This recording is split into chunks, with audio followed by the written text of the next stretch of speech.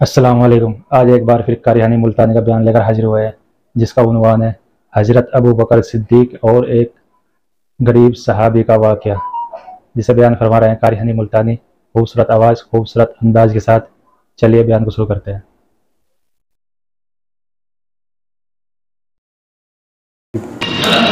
चुनांचे अबू बकर सिद्दीक रज़ियल्लाहु ताला अन्हु चक्कर लगाते लगाते एक मोहल्ले में जा निकले। वहां जाके देखा एक नौजवान है, गरीब सहाबी, नादार सहाबी, मुफलिस सहाबी, काफिर का गुलाम है, काली कमली वाले सल्लल्लाहु अलैहि वसल्लम का कलमा पढ़ता है। काफिरों ने पकड़कर गरम गरम रेत पे ऊंधा करके लिटाया हुआ है और कई काफिर उस सहाबी की कमर पे चढ़कर लताड़ रहे हैं। उसकी कमर पे चढ़े हुए हैं। जनाब अबू बकर सिद्दीक रज़ियल्लाहु ताला अन्हु फरमाते हैं, मैंने दूर से देखा, मैं समझ गया कोई गरीब आदमी है। जब मैं करीब गया, फरमाते हैं मेरी आंख ने देखा अबू फकीहा सहाबी, मैंने पहचान लिया। कई आदमियों के लताड़ने की वजह से, कई आदमियों की कमर पे चढ़ जाने की वजह से अबू बकर कहता है इतनी लंबी अबू फकीहा की जुबान बाहर निकल आई, मुंह से जुबान बाहर लटकी हुई है, मार रहे हैं काफिर। जनाब अबू बकर सिद्दीक रज़ियल्लाहु ताला अन्हु ने फरमा दिया ना मारो, अल्लाह का बंदा है। वो कहने लगे बंदा तो अल्लाह का होगा, गुलाम हमारा, और कलमा उस नबी का पढ़ता है। हमारा गुलाम होकर कलमा पढ़ता है, क्यों?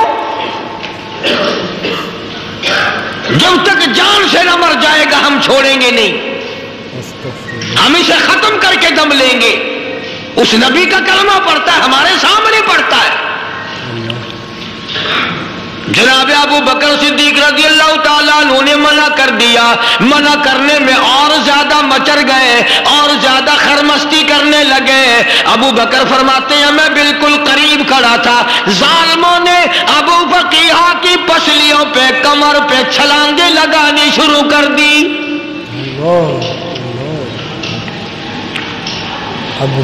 जनाब सिद्दीक अकबर रज़ियल्लाहु ताला अन्हु फरमाते हैं मैं बिल्कुल करीब खड़ा था जब उन्होंने छलांगे लगाई सहाबी बेनवा और मुफलिस गरीब सहाबी की कमर पे। अचानक मेरे कानों में कड़ाक कड़ाक करके पसलियां टूटने की आवाज आने लगी।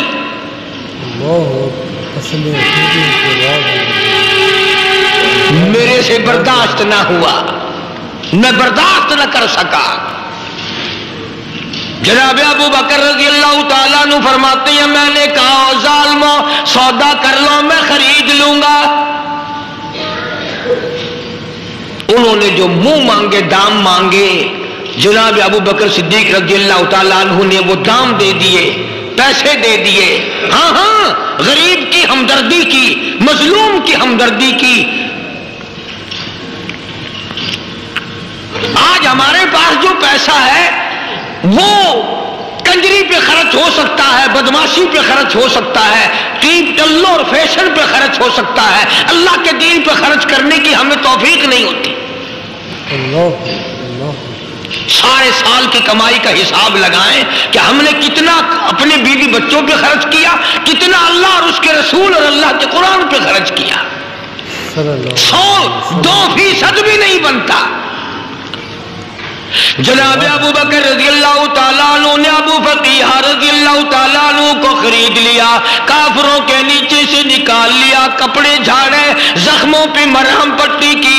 अबू बकर दौड़े दौड़े पानी का प्याला ले आए, दौड़ दौड़े पानी का प्याला ले आए और फरमाने लगे अबू फकीहा तुझे बड़ी मार पड़ी है, बड़ी तकलीफ पहुंची है, मैंने तेरी जुबान बाहर लटकी हुई देखी, निकली हुई देखी, खुश्की आ गई होगी, जुबान पे कांटे जम गए होंगे, थोड़ा सा पानी पी ले। अबू बकिया कहता अबू बकर तेरे एहसान का बदला खुदा देगा, तेरी मेहरबानियों का बदला खुदा देगा। मैं नहीं दे सकता, तूने पैसे खर्च करके मुझे आजाद कराया, मैं तुझे दुआ दे सकता हूँ। मैं गरीब हूँ, मैं नादार हूँ, मैं मुफलिस हूँ,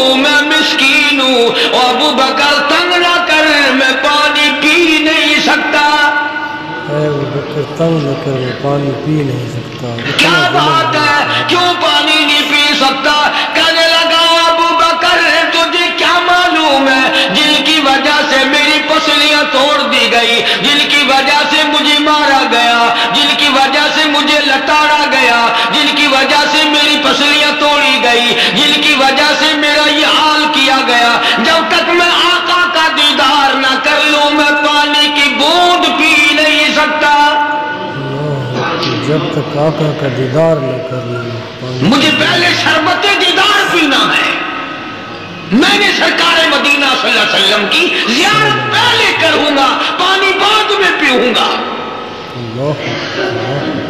او ابو بقیہ تجھے تو بڑی سخت مار پڑی ہے، تجھے تو بڑی تکلیف پہنچائی گئی ہے، میں تجھے حضور کے دربار میں لے کے چلوں گا، تو پانی تو پی لے. کہتا کوئی مجنون بتاتا ہے، کوئی کہتا ہے دیوانہ، کوئی مجنون بتاتا ہے، کوئی کہتا ہے دیوانہ.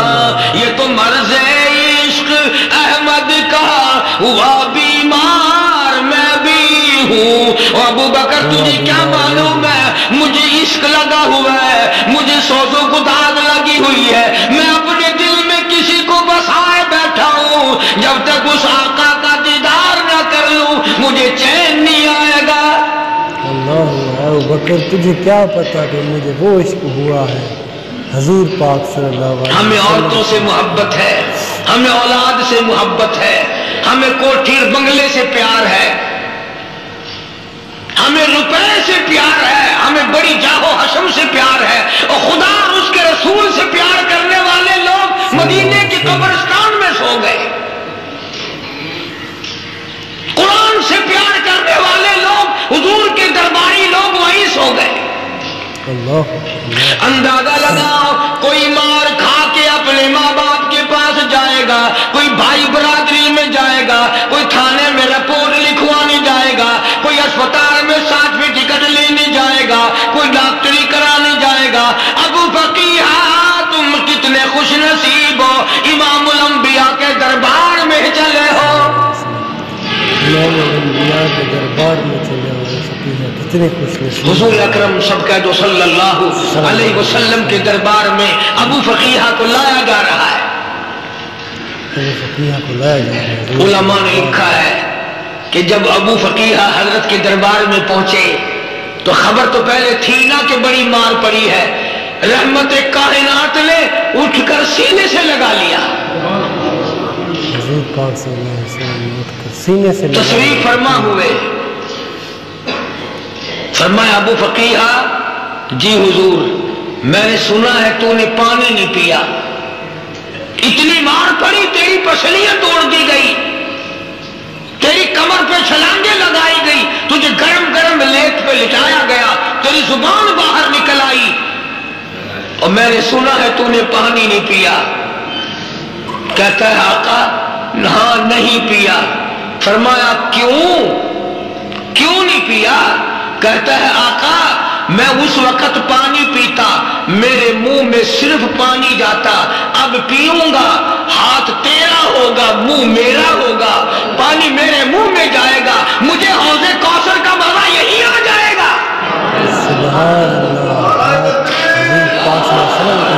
مجھے لطف آئے گا محمد عربی صلی اللہ علیہ وسلم کے ہاتھ سے پانی پینے کا، لطف آئے گا. علماء نے لکھا ہے کہ حضرت نے جب اپنے رحمت والے ہاتھ سے ہاں وہ انگلی چاند کو اشارہ کیا، جگر پھنس کر ٹکڑے ہو گئے. وہ انگلی اشارہ کیا، سورج واپس ہو گیا.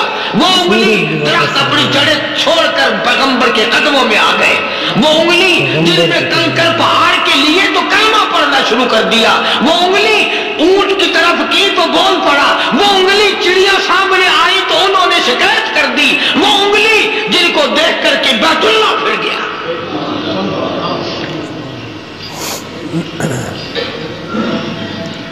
مدنی کریم صلی اللہ علیہ وسلم نے یوں پانی کا پیالہ اٹھایا. ابو فقیہ نے پیالہ پکڑنے کے لیے یوں آگے کو ہاتھ کیا، فرمایا اب وہی بات ہوگی، ہاتھ میرا ہوگا منہ تیرا ہوگا، میں اپنے ہاتھ سے پلاؤں گا۔ ابو فقیہ کو پانی پلا دیا، اور پانی پلانے کے بعد پوچھا اب تیرا کیا حال ہے؟ اب حال کیا ہے؟ کہتا ہے آقا تیرے چہرے پہ فدا شمس و قمر، تیرے چہرے پہ فدا شمس و قمر، تیری زلفوں پہ تصدق شام و سحر، تیرے چہرے پہ فدا شمس و قمر، تیری زلفوں پہ تصدق شام و سحر، رخسار پہ ٹھہرے کس کی نظر، تیری باقی ادا کا کیا کہنا، اور کالی کملی والے تیری زیارت ہوئی سارے دکھ بھول گیا، میرے سارے غم ٹل گئے، میرے سارے دکھ دور ہو گئے، میری ساری پریشانی دور ہو گئی، اور میں تو اب مزے میں ہوں۔ جناب ابو بکر صدیق رضی اللہ تعالیٰ عنہ نے مال خرچ کیا، صحابہ کرام کی جانیں بچائیں۔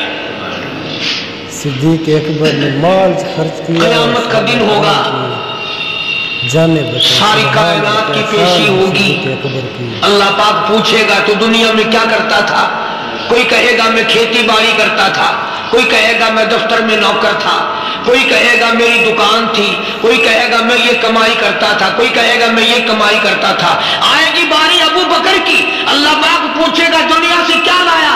ابو بقیہ، حضرت بلال، حضرت نادیہ، حضرت زنیرہ اور کتنے صحابہ کرام کی جماعت کو پکڑ کر اللہ کے عدالت میں کھڑا کر کے ابو بکر کہے گا الہی صدیق کی کمائی تیرے سامنے موجود ہے۔ سبحان اللہ، الہی صدیق کی کمائی تیرے سامنے موجود ہے۔ مبارک ہے یہ لوگ، ہمیشہ غلاموں کو خرید کر ان حضرات نے محض اللہ اور اس کے رسول کریم صلی اللہ علیہ وسلم کو راضی کرنے کے لیے اپنا سب کچھ قربان کر دیا، سوئی تک بھی قربان کر دیا صدیق اکبر۔ اور خود رسول کریم صلی اللہ علیہ وسلم نے ان کو ایسی تعلیم دی، ایسے اخلاق دیے کہ حد ہو گئی۔ دربار رسالت ہے، ایک کافر مسافر آتا ہے بھی کافر، ہے بھی مسافر، ہے بھی معمر، برا آدمی ہے۔ کبھی کبھی سوچتا ہوں کہ اس زمانے کے تو کافروں میں بھی کوئی خوبی ہوا کرتی تھی، منافقت تو نہیں تھی نا، منافقت نہیں تھی، چال بازی نہیں کرتے تھے، ہیرا پھیری نہیں کرتے تھے۔ وہ بوڑھا مسافر کافر سرکار دو عالم صلی اللہ علیہ وسلم کے دربار میں آیا، آ کے کہنے لگا نبی اللہ میں بوڑھا ہوں، مسافر ہوں بھی تیرا تیرے خدا کا منکر، پر میں سوال کرتا ہوں کوئی سواری دو، میرا گھر بڑا دور ہے، میں اس پر سوار ہو کر اپنے گھر پہنچ جاؤں۔ پر سوار ہو کر گھر پہنچ جاؤں۔ حالانکہ مسلمانوں کے پاس سواریاں کہاں تھی، خود تنگی میں تھے، وطن چھوڑ کے آئے، قربانیاں دے کے آئے، پتے چباتے ہوئے آئے، پانی پورا رج کے پینے کے لیے پانی نہیں ملتا، اور حضور کریم صلی اللہ علیہ وسلم کو پتا تھا کہ یہ سوال کرنے والا ہمارے عقیدے کا نہیں۔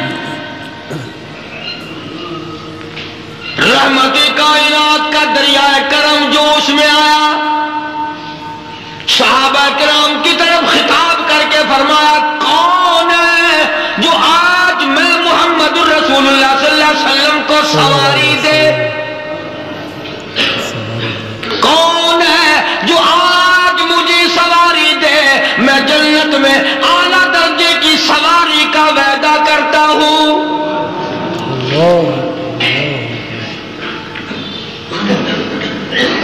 حضرت عبادہ بن ثابت رضی اللہ تعالیٰ عنہ صحابی اٹھے اور اپنی ڈاچی، اپنی اونٹنی حضور کے ہاتھ میں پکڑا دی، اور حضور نے اس مسافر کو دے دی کہ لے بھائی سواری تجھے مل گئی، سواری بھی دے دی حضور پاس۔ اب وہ مسافر جو تھا بوڑھا، وہ کہنے لگا جی میرے پاس کپڑا بھی نہیں ہے،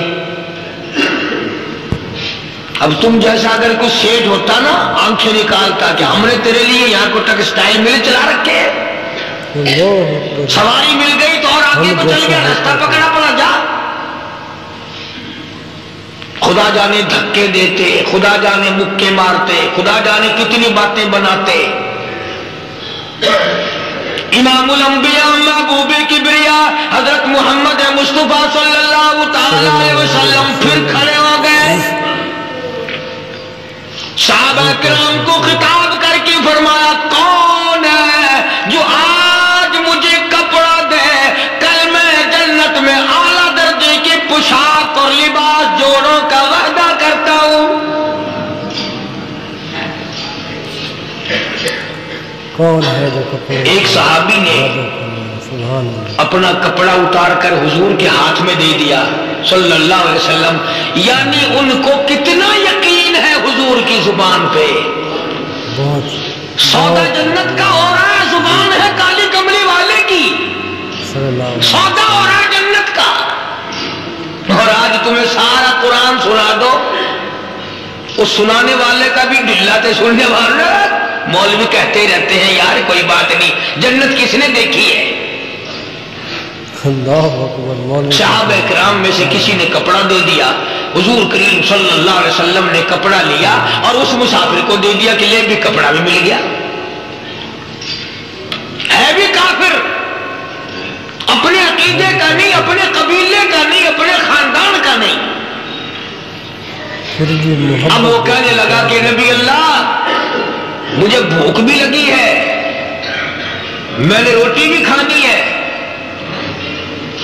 مدنی کریم صلی اللہ تعالی علیہ وسلم پھر کھڑے ہو گئے اور صحابہ کرام کو خطاب کر کے فرمایا کون ہے جو مجھے آج کھانا دے، روٹی دے، کل میں جنت میں اعلیٰ درجے کے کھانے کا وعدہ کرتا ہوں. جنت میں اعلیٰ درجے کے کھانے کا وعدہ کرتا ہوں. حضور پاک صلی اللہ علیہ وسلم اس سوال کا جواب پورے مجمع میں سے نہ ملا. یوں لکھا علماء نے 300 صحابہ کا مجمع بیٹھا ہوا تھا. 300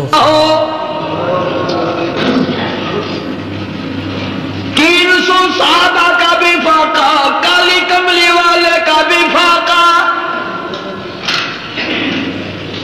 3 دن سے کچھ نہیں کھایا، کچھ نہیں ملا، کوئی جواب نہ ملا. صحابہ کرام کی جماعت خاموش رہ گئی. صحابہ کرام کی جماعت خاموش رہ گئی. اللہ اکبر.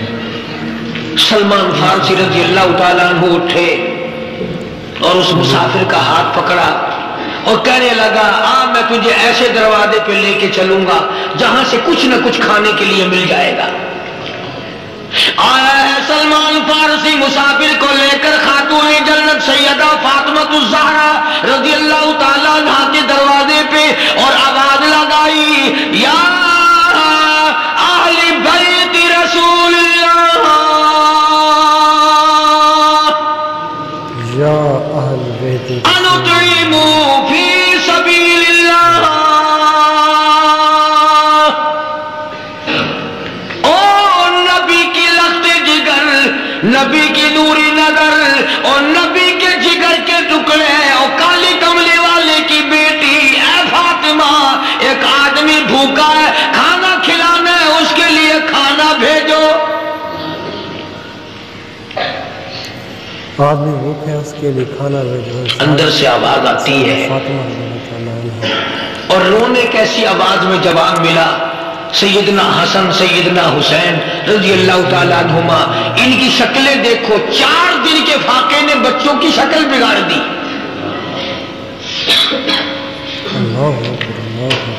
پیغمبر کے نواسوں کا فاقہ، پیغمبر کا نواسا، پیغمبر کی بیٹی کا فاقہ، تمام مسلمان فاقے سے ہے. کوئی گلہ نہیں کرتا، کوئی شکایت نہیں کرتا، کوئی اعتراض نہیں کرتا. اسی حالت میں اگر جنگ بھی ہو جائے تو صحابہ پھر بھی پیچھے رہنے کو تیار نہیں. اللہ بے شک صحابہ پھر بھی پیچھے رہنے کو تیار نہیں. جب اندر سے یہ جواب ملا کہ تمہارا تو 3 دن کا فاقہ ہے، فاطمہ کہتی ہے میرا اور میرے بچوں کا 4 دن کا فاقہ ہے. تو سلمان فارسی اس مسافر کو لے کے واپس ہونے لگا.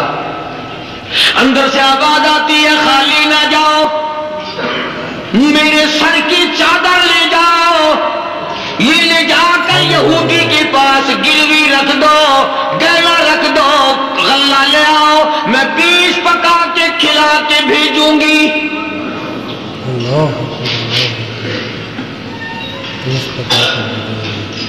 کہاں آج ایسے سخی عورت ہے، کہاں ایسے سخی مرد ہیں؟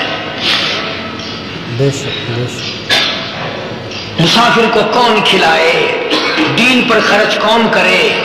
کسی طالب علموں کو، عام میں سے اکثریت ایسے لوگوں کی ہے جنہوں نے ساری عمر میں، سارے سال میں کبھی ایک قرآن پڑھنے والے طالب علم کو روٹی نہیں کھلائی ہوگی، اور پھر یہ کبھی نہیں سوچا کہ میں آخر کما رہا ہوں تو کیا کر رہا ہوں۔ بس شیطان یوں کہہ دیتا ہے یہ تو بڑے بڑے امیروں کا کام ہے، تو غریب آدمی ہے، تیرے بس کا یہ کہاں کام ہے؟ یہ تو بڑے بڑے امیروں کا کام ہے طالب علموں کو، مسافروں کو کھانا کھلانا۔ کل قیامت میں اگر اللہ نے یہ فرما دیا کہ جنت تو میں نے امیروں کے لیے بنائی ہے، تو مزدور آباد یہاں سے پھر کیا بنے گا؟ ماشاء اللہ۔ آج کا بیان پسند آیا تو ویڈیو کو لائک کریں، چینل پر پہلی بار آئے تو سبسکرائب کریں۔ کل پھر ملتے ہیں ایک نئی ویڈیو کے ساتھ، کل تک کے لیے خدا حافظ۔